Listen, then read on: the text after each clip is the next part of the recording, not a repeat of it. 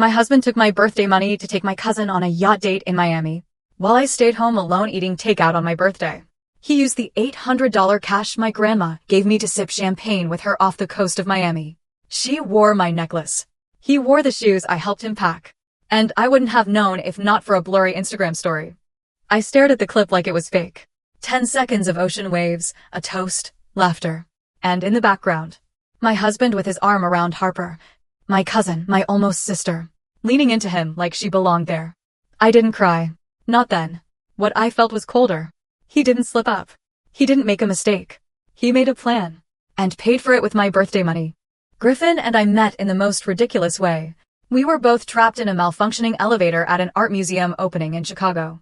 Just the two of us, 2 hours, and one granola bar between us. He talked about sculpture like it was alive. He said I had eyes that read meaning and quoted Rilke like he meant it. We laughed. We shared life stories. And by the time the doors opened, it felt like we'd lived a whole chapter together. He asked for my number before I even stepped out. Fast forward 5 years. We were married, living in a cozy 3-bedroom just outside Denver, with a joint record player collection and a dog named Basquiat. We didn't have kids yet, but our life felt full. Mostly, Harper had always been part of my world. She wasn't my sister. Technically, she was my cousin. But after her parents split, she moved in with us for a few years during high school. We were close. Like sleep in the same bed, steal each other's clothes close. She was a wild one. Charismatic, untamed, addictive energy. People adored her instantly, especially men. And once, back in college, she accidentally hooked up with a guy I'd been dating for 6 months. Said she didn't know we were serious. We didn't speak for a year after that. Eventually, we patched things up. Mostly because Grandma couldn't handle another Christmas, with the two of us refusing to be in the same room. I told myself it was a one-time thing. A stupid, impulsive moment. And maybe she'd changed. When Griffin met her, they hit it off fast. But not in a weird way. She was charming, and he loved my family, and I appreciated that. They joked. Shared music recs. They had that flirty sibling kind of banter. I didn't overthink it. At least not at first. The last few months, though, Griffin was distant. He was tired all the time. He worked late. Took weekend trips for client meetings. He used to cook with me on Saturdays. Now he ordered in and ate at his desk. I asked once, "Is something going on with us?" He blinked like I'd spoken in a foreign language. Of course not. Work's just crazy. And Harper? She'd been between jobs for nearly 6 months. Traveled a lot. To clear her head. She started posting more photos of sunsets, champagne flutes, ocean views. The timing was never exact. But there were overlaps. And my gut started whispering things I didn't want to hear. I even mentioned it to Griffin once, half joking. "You and Harper text more than she texts me." He laughed. "Jealous of your own cousin? That's a first." It sounded ridiculous. Felt even more ridiculous to say it out loud. So I said nothing. Not when he packed for the company retreat. Not when he forgot to mention where it was. Not even when he gave me those generic silver earrings. And said we'd make it up with a real trip soon. I told myself I was overreacting. He'd never hurt me. He wasn't that kind of man. Besides, Harper was family. And I knew better than to let old wounds make new ones. Until they did. My birthday was coming up. 30. A number that felt weirdly significant. Like a checkpoint, a moment to stop and ask, am I where I thought I'd be? The week before, Griffin sat me down. His voice was soft, apologetic. "Babe, I have to be in Miami next weekend. Work retreat. Mandatory." "I'm so sorry." I blinked. "Miami? Over my birthday?" He sighed. "I know. It's a team building thing. I tried to get out of it, I swear." Then he kissed my forehead, like that made it okay. He promised we'd celebrate after. Maybe a spa weekend. Just us. The night before he left, he handed me a tiny wrapped box. Earrings. Silver. Nothing like me. "I wish I could stay," he said, pulling me in. "I really do." I helped him pack. Business casual. Team shirts. He even asked where his boat shoes were. I found them, laughed. "What kind of retreat is this?" He smirked. "You know how corporate gets." And then he was gone. I spent my birthday alone. Ordered Thai. Watched 2 seasons of a trashy reality show. Had a Zoom call with my parents, who asked if Griffin had anything planned. I said no, work retreat. They looked surprised, especially Mom, but didn't push. Sunday night he came home. Tanned. Relaxed. He had chocolate truffles from some upscale brand and a tiny bottle of sparkling wine. Team won a raffle, he joked. I forced a smile, told myself to stop spiraling. He's home. He's here. Let it go. Then, Monday afternoon, a text from Kayla. We're not close. Acquaintance level, really friends of friends. Hey, call me when you're alone, she said. My stomach dropped. When I called, her voice was shaky. Is Griffin home? No. Why? I wasn't gonna say anything, but I saw something on Instagram. I thought you should know. She sent a screen recording. A short video from someone's yacht party. The ocean. A toast. Laughter. Music. And in the background, Griffin. Harper. Clear as day. He had his arm around her. She was leaning into him, his hand casually rubbing her back.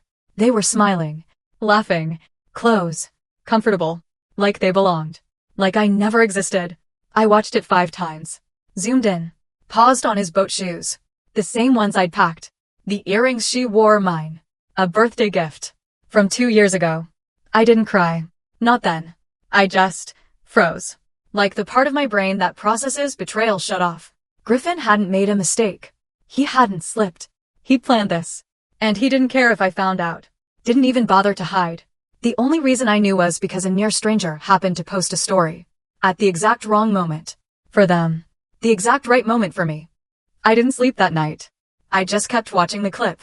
10 seconds of video on loop. Like if I stared long enough, it might turn into someone else. But it didn't. It was Griffin. It was Harper. And they looked in love. The next morning, I opened our joint bank account. I didn't even know what I was looking for, just needed something to prove it wasn't all in my head. That's when I saw it. A $1,200 withdrawal. Friday morning. No label. No note. Just gone. My stomach dropped. I checked the safe in our bedroom drawer, the one we kept emergency cash in. It was mostly empty. Except, the envelope was missing. My birthday money. My grandmother sends me $800 in cash every year. Tucked into a card with her loopy cursive and 3 smiley face stickers. It was there 2 days before my birthday. I hadn't had time to deposit it yet. Now it was gone. A knot twisted in my chest, not just because of the money, but because it meant Griffin didn't just lie. He took from me. Took what was meant to make me feel loved and used it to love someone else. Just to be sure, I called the yacht charter company. I pretended to be Griffin's assistant, needing a receipt for expense reporting. The woman on the phone was chipper. Oh yes, we remember Mr. Griffin, lovely couple. Romantic sunset cruise, private chef. Paid partially in cash, the rest on card. I asked for the total. She said $1,150. My blood went cold. $800 from my birthday envelope. $350 from our joint card. Everything added up. He didn't just lie. He planned this. The retreat was fake. The earrings were a decoy. And the man I shared a bed with didn't even bother to cover his tracks. He didn't make a mistake. He made a choice. And now, so would I. I didn't confront him. Not right away. I wanted to. God, I wanted to. But something in me shifted. Like a switch flipped from grief to calculation. I wasn't going to scream. I wasn't going to cry. I was going to win. That night, while Griffin was in the shower, I pulled out the hard drive connected to our home security system. 6 months ago, after someone tried to break into our neighbor's garage, I'd installed a discreet indoor camera above the entryway. Griffin hated it. Said it felt invasive. I said it was for safety. He forgot about it. I scrubbed through the footage from the morning he left. There it was. 7:42 a.m. Harper. At our door. He opened it, already dressed for the airport. She giggled, pulled him in by the collar. He kissed her like she belonged there. Her bag was already in his trunk. They left together. And I had it all. That clip, combined with the bank statements and the yacht invoice, was enough to paint the full picture. Over the next few days, I played my part. I packed his lunch. I asked about his meetings. I even laughed at his dumb story about corporate karaoke night. Meanwhile, I opened a new bank account at a completely different bank. I visited a friend at work, she's a bank manager, and told her, quietly, I needed help understanding our financial structure. She walked me through it. Turns out, Griffin had 3 credit cards I didn't know about. One of them had my name on it as an authorized user, but he'd hidden the statements by using his email only. Slick. Then came the kicker. He'd recently bought a $2,100 Omega watch. Said it was for client dinners. Sure, the delivery was scheduled for Thursday morning. He assumed I'd be at work. I wasn't. I signed for it myself. I held the box in my hands for a long time, thinking about everything we could have used that money for. A weekend trip we never took. A car repair. A surprise gift for me, maybe. But no, just another status symbol. Another lie. I looked up the store's return policy. If you return it unopened within 14 days and the purchase came from a joint account, they'd issue a full refund. No questions asked. So I drove there. The clerk didn't even blink. Scanned the barcode, printed the refund slip. I smiled the whole time. Within the hour, the money was back in our joint account. And minutes later, I moved my half into my new bank. Clean. Legal. Precise. That weekend, Griffin had to fly to LA for an actual work trip. Perfect timing. While he was gone, I packed just the essentials. Important documents, my grandmother's jewelry, my clothes, the dog's things. Basquiat came with me, tail wagging like nothing was wrong. I moved into my cousin Jason's rental house. It was empty mid-renovation, just hardwood floors and white walls. But it felt like freedom. Before I left the old house, I printed a photo. The still from our security camera, Griffin and Harper on the porch. I folded it in half, taped it to the fridge, and wrote one line on the back. You lied. I learned. We're even now. Then I locked the door behind me and didn't look back. Griffin came home to an empty house. Half the closets were bare. The dog was gone. And on the kitchen table sat a white envelope with his name in my handwriting. Inside, our divorce papers, my house key, my wedding ring, and a note, just one line. You said I didn't know how to keep a man. Turns out, neither does Harper. I wish I could have seen his face, but I didn't need to. The voicemail he left 30 minutes later said everything. Where the hell are you? What is this? Pause. This is overreacting. Can we please talk? Then. I'm sorry. I screwed up. Let's fix this. I turned my phone off. By the time I turned it back on the next morning, I had 24 missed calls from Griffin, 9 from Harper, 3 from my mom. Apparently, Griffin had called my parents, claiming I'd left without warning. Mom was confused. Dad was furious. But I told them I was safe, I had a lawyer, and I wasn't ready to talk. And then Harper showed up. I'd just gotten off my shift at the clinic. It was dark, parking lot mostly empty. She was leaning against my car like something out of a teenage breakup movie. Her eyes were red. Her voice was small. I didn't know where else to go, she said. I didn't answer. She stepped closer. Griffin, he's barely speaking to me. My parents won't even look at me. I'm staying at Robert's place and his wife hates me. I stayed silent. She kept talking. About how Griffin had said he loved her. About how this wasn't how it was supposed to go. About how I didn't understand because I still had everyone's support. That was when I left. Sharp. Short. Ugly. You think this is about support? I finally said. You stole the one man I trusted most in this world. On my birthday. With money meant to celebrate me. And now you want comfort. She flinched. I didn't mean for this to happen. I stared at her. Funny. That's the same line you used in college. Her eyes widened. And for the first time, I saw it. Not guilt. Not regret. Just panic. Because her safety net had snapped. I got into my car. Closed the door. Rolled the window down halfway. If you need a place to cry, try the mirror. Then I drove away. The first night in my new place was quiet. Too quiet. Just me, Basquiat curled at my feet, and an air mattress that creaked every time I shifted. No more espresso machine humming at 6 a.m. No Griffin whistling in the shower. No Harper's voice on speakerphone. And yet, I slept better than I had in months. The next few days blurred. I changed my mailing address. Updated my work contacts. Opened a P.O. box. Met with my lawyer. Filed motions to freeze the remaining joint assets.